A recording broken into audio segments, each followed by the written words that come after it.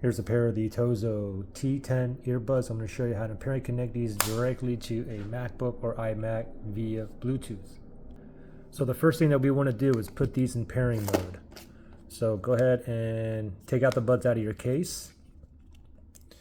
And as soon as you take them out, after you wait a few seconds, one of these, if they're blinking blue, red, that means it's in pairing mode. I'm not getting any lights on here. The reason is because I'm actually connected to a different device. I'm connected to my iPhone here.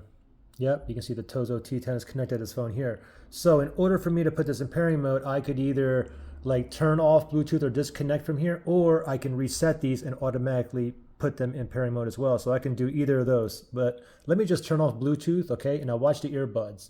I'll turn it off.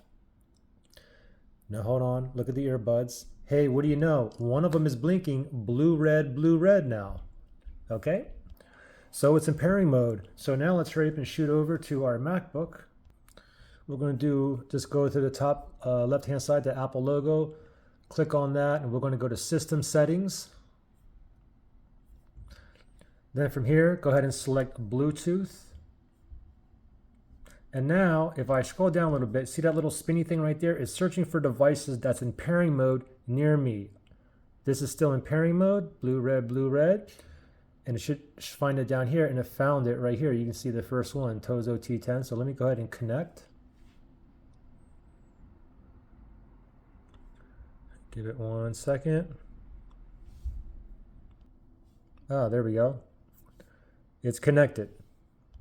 Now, if you had any kind of issues where you couldn't put these in pairing mode or you couldn't connect, you can always reset these. If you need to do that, look below in the description area.